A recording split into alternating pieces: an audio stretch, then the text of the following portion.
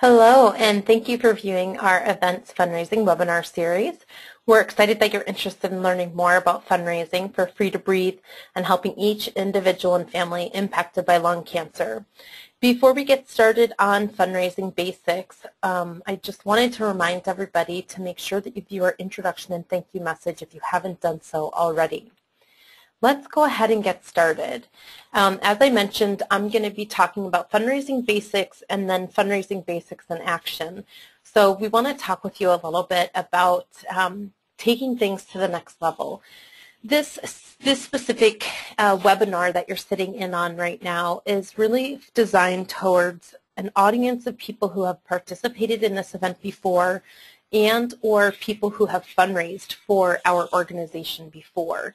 So whether you come to us with a little bit of experience or a lot, we know that sometimes fundraising repeatedly, either for the same cause or just in general doing repeat fundraising, there's sometimes some hesitations about what we're doing. And so today my goal is to provide you with a little bit of information from that perspective of someone who has already done fundraising before.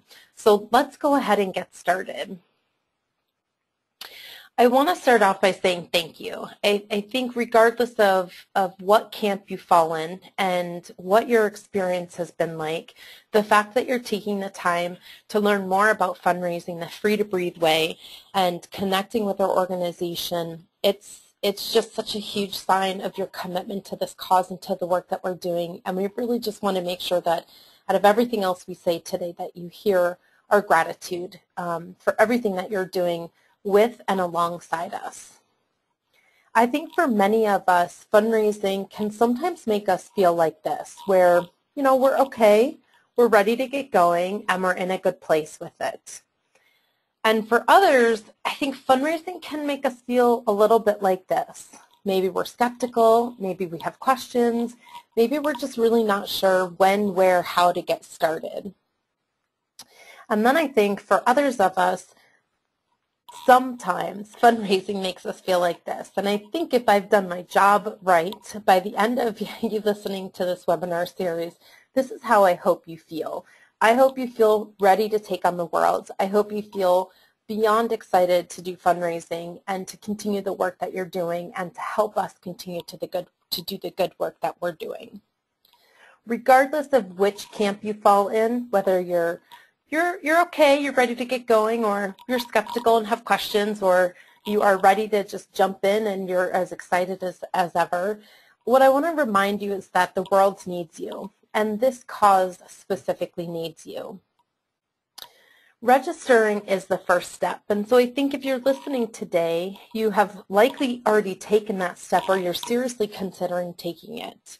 But what I want to remind you, and the work that we're doing and why it's so important, is fundraising is the next step. This is what allows us to do all of the great work that we're doing. And so as you're considering or reconsidering your participation in the event and recommitting yourself to the work that we're doing together, I just want to say thank you and to remind you that fundraising is the very next step that you can take. In fact, fundraising dollars raised by people just like you will help us with our vision for 2022, which is to double lung cancer survival. We could not do this incredible work without you. We have a big goal ahead of us, and we're excited to reach it, and we couldn't do it without the hard work and support of each and every one of you. So again, a genuine and heartfelt thank you for the work that you're doing alongside us. We're so excited to have you be part of this journey and to have your passion, your voice, and ultimately all of the hard work in your fundraising dollars that will help us get closer to that vision. As far as the fundraising basics go, I want to take a little bit of time to just, again, address you as an audience of people who have likely already fundraised before, have some sort of knowledge of fundraising. So with that in mind, let's get started. I think it's important to keep in mind that the barriers in front of us are often the ones we put up ourselves. I think about this myself as a repeat fundraiser and how I kind of already make things difficult for myself right from the beginning. by saying who can and can't donate, who's sick of hearing from me or not sick of hearing from me, whether it's something that I should even, an endeavor that I should really even take on. And I have to remind myself that I need to suspend that judgment. I need to suspend those questions, because at the end of the day, I have a very specific reason why I'm supporting my cause and why I'm participating in this event. And all I need to do is share that story with people and let them decide what action they want to take as a result of that. So I'd ask everybody to do the same thing and suspend any sort of myths or challenges or roadblocks that you're putting up in front of yourself, and really just go out and try to do the fundraising. You know, we've talked before about just how important it is to get your story out there and to talk about what you're doing, and I promise you that everything else will fall into place from there. I also want to remind you that you're incredible. If you're listening in on this webinar, it means that you are interested in learning more about fundraising, you're interested in being a larger part of the organization, and you're interested in showing your commitment to what you're doing.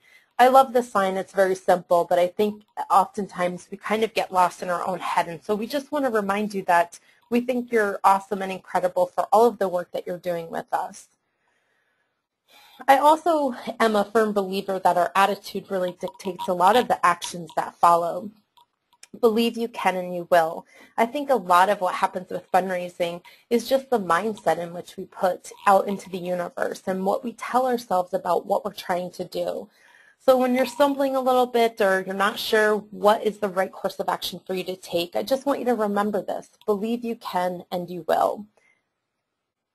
I also want to share a couple of reminders with you and things to think about as you're going down this path of figuring out what your fundraising plan will look like.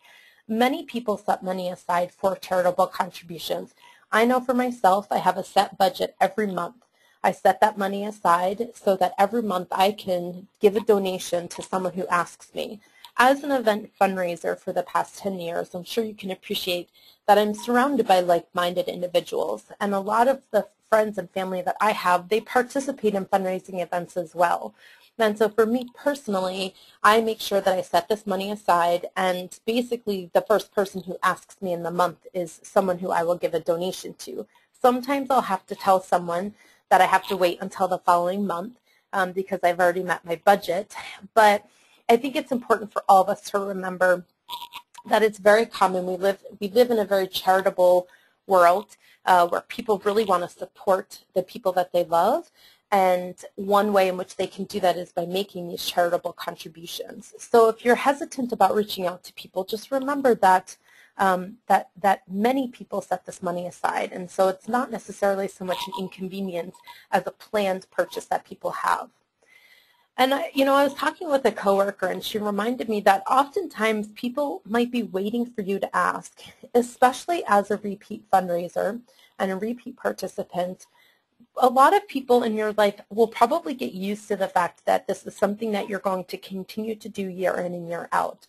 There are lots of ways in which you can plant that seed in how you ask. If you listen to one of our previous sessions on the fundraising ask, we talk a little bit about that, how you can plant these little seeds about how you're participating again or thanking the donor for their previous year's contribution while you're asking for a donation for the current year's participation.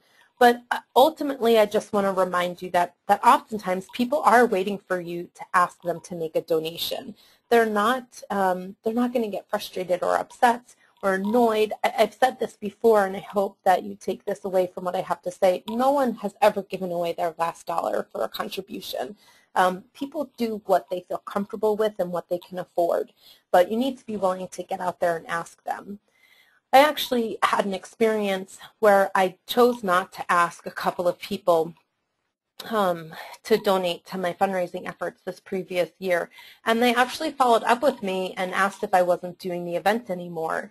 So again, I made that decision for them, and they circled back up with me to ask if I was still doing the event. So it was a good lesson for me to learn too.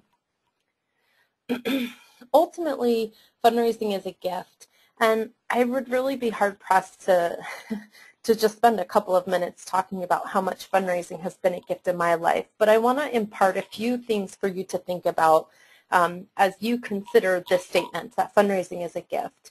First of all, you're providing people who know and love you with an opportunity to support something that is very important to you. Many of us listening in on this have been personally impacted by lung cancer. We know what it's like to be surrounded by people who want to help, but who often feel like what they're doing isn't enough. Being next to someone when they find out that they have a cancer diagnosis and going through this experience with someone, we want to do so much more than we actually can. We can't take a diagnosis away. We can't sit in on treatment for someone. Those are things that we can't do, but what we can do is we can make a donation. We can show someone how much we support and love them by making a donation, and that's exactly what you're giving people who love and support you the opportunity to do. You should be proud of giving people this opportunity to support you and to support such a worthy cause. You know, we've talked about this before, but this is a cause that is severely underfunded. And so there's so much power in asking people to donate and in providing them with a space and a place and a way to do that. The other thing is that you're giving someone the opportunity to be a part of groundbreaking treatments and research that can save someone's life. You know, we're doing such important work. The fundraising dollars are going to help with patient programs. They're very specifically going to help families have more time with the people they love. The work that we're doing, it matters so much. And I think if you're struggling with going back to people, keep in mind, and you can also share this with them, that you're giving them the opportunity to be a part of treatments and research and programs and providing people with more time with the people they love. These are really powerful statements, and again, really amazing opportunities that you should be proud of.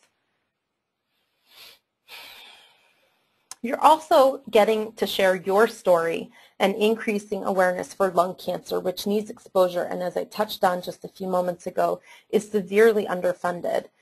What I really like about fundraising is that it always provides me with an opportunity to stay connected to what my reason is for doing this. I think oftentimes, and especially as time goes by, sometimes we lose sight of what our original reasons are for being involved in something, but our story also evolves over time as well. Unfortunately, sometimes as time goes on, more people we know and love are impacted by lung cancer. But I do really appreciate and value that doing event fundraising provides me with an opportunity to share more with the people who I know and love about why this matters to me. And it also gives me the opportunity to learn more about why other people are impacted and how they're impacted by this cause. I become so inspired by the stories that I hear through fundraising. And I think it's oftentimes only through fundraising where we really take a brave step in sharing our own reasons that we're rewarded with learning about other people's reasons, oftentimes reasons that we had no knowledge of before we opened up the conversation by sharing our own story. So I hope that you keep that in mind. All three of those things are really powerful pieces of information to help guide your fundraising as you get started and continue with what you've done in the past. But the key to fundraising, you know, we talk a lot about the golden rule of fundraising. It's the same thing. The key to fundraising, it's quite simple. You need to ask. Everything about fundraising comes down very simply to being willing to ask a question. At the end of the day, you need to find someone or find a group of people, and you need to ask them a question. Are you willing to support me with a donation of $100 today? Are you willing to donate an amount that you're comfortable with? We want to just make sure that we're always willing to ask that question. When we talk with other potential donors and other event participants who talk to their potential donors, what we know to be true is that there is one primary reason that people don't give, and it's quite simple. They aren't asked. It's not because they don't have money. It's not because they don't have time. It's not because they're annoyed or frustrated. It's very simply because they aren't asked.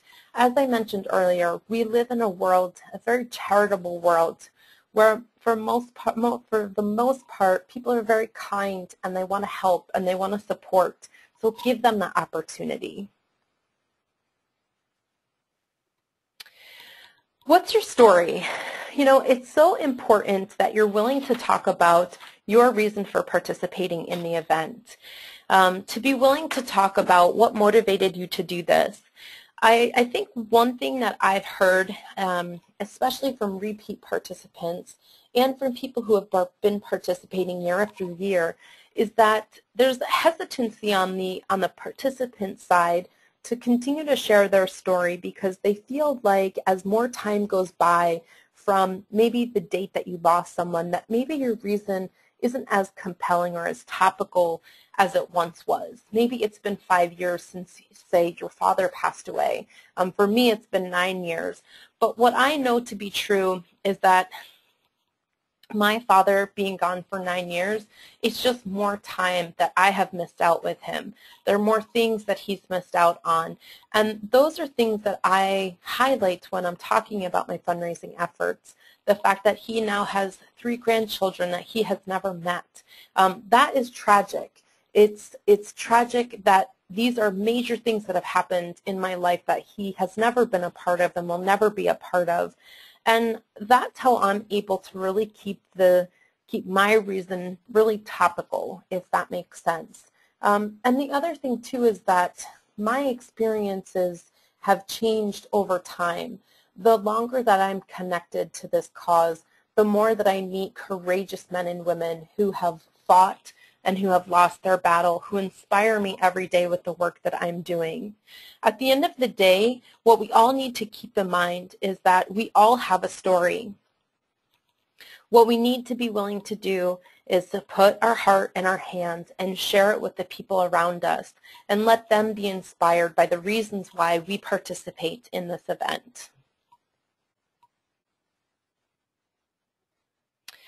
Don't make assumptions about your donors. I love this picture. I hope it makes you laugh like it made me laugh.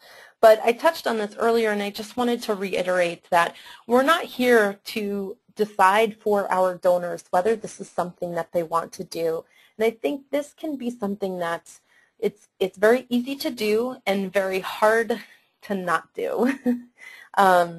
I think it's easy for us to jump to conclusions, and it's difficult for us to suspend the preconceived knowledge and information that we have about why someone may or may not choose to donate. And I'd leave you with these 3 thoughts. You never want to make assumptions about who will support me again.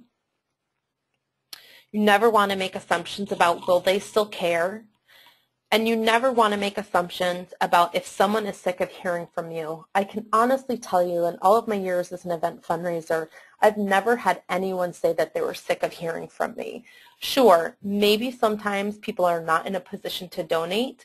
Maybe they just are not financially able to make a donation. That is very, very different than someone being sick of hearing from me. And in fact, that's an amazing opportunity to be able to still have someone support you by forwarding your donation requests along to their friends or by posting a fundraising request on your behalf on Facebook. But really, I would be shocked if you ever heard from someone who said that they were sick of hearing from you. What I love about fundraising is you never know who will choose to support you. Again, as people who have done this multiple times, either fundraised before or done this event and fundraised multiple times, there's always an opportunity for you to be surprised by the people in your life. So my advice to you at this point is to get your head back in the game. I think we all have these preconceived notions about fundraising being easy or fundraising being hard or what we can and can't do. What I would recommend is you listen to, let some of that information that I've just shared with you absorb, and think about what you're going to do next. Have a fundraising plan. It's so important to know what it is you're going to do. Are you going to have a fundraising event? Who are you going to ask for money? When are you going to personalize your fundraising page? How much money are you going to ask from certain people? Are you going to ask someone to do an event on your behalf? Are you going to ask people to post something on Facebook about donating to you? It's so important to know how you're going to get from A to Z. We all know that there are so many ways in which we can get sidetracked, and I've often found that if you take the time to write down what you're doing and when you're going to do it and how you're going to do it, you will see success that much easier.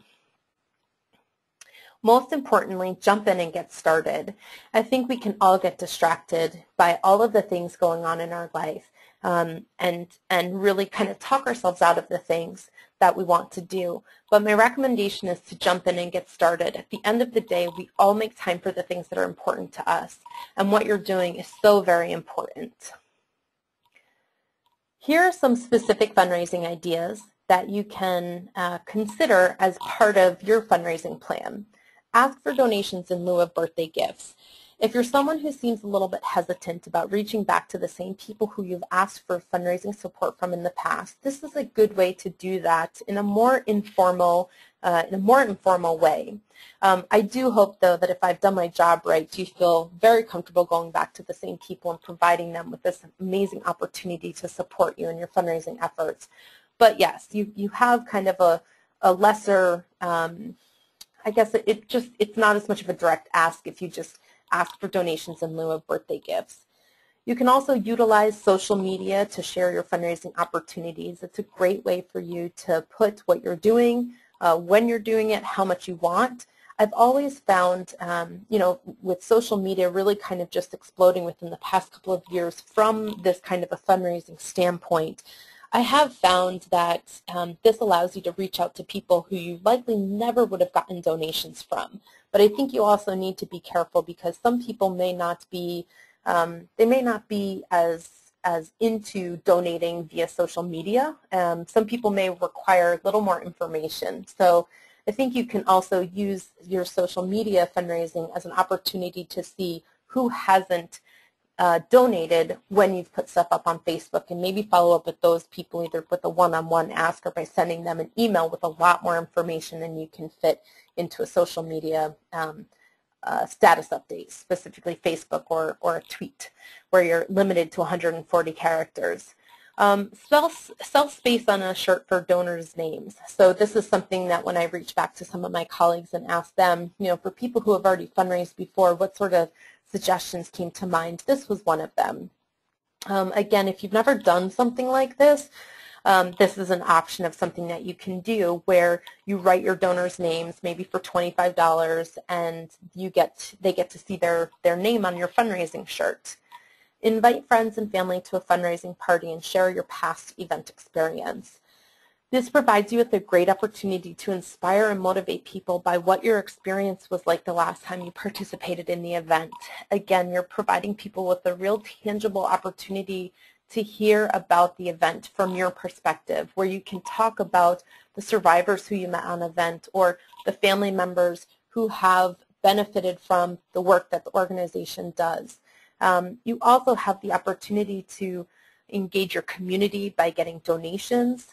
There's a lot of different things that you can do as far as a fundraising party goes, and we'd be happy to talk with you about those things. And then remind your donors about matching gifts. Oftentimes, matching gifts is a great way to have some of your donors sometimes double or triple the donations that they make by seeing if their company is a matching gift recipient. So I hope that this has given you some basic information about fundraising and has provided you with some of the knowledge to feel comfortable with continuing your fundraising and remembering that it is absolutely more than okay to reach back to people who you have asked for support from in the past. Regardless, I want to say thank you for your time and for all of the energy that you'll be putting into fundraising for Free to Breathe, and thank you for helping to turn the vision of doubling lung cancer survival into a reality.